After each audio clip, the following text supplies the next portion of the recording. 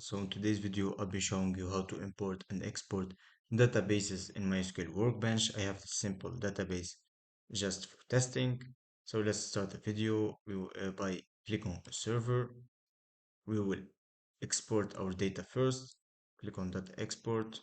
Choose what's the table or the database that you wanna export, and then go here just to change the location of where you want it to be exported. I want to be my desktop, or let's change it. For example, I want to be in my downloads.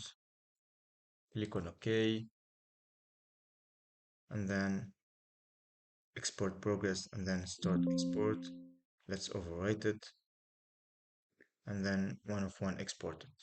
And then let's go here, go to downloads, and we have it here. Let's go back to MySQL Workbench, drop this schema to test the import.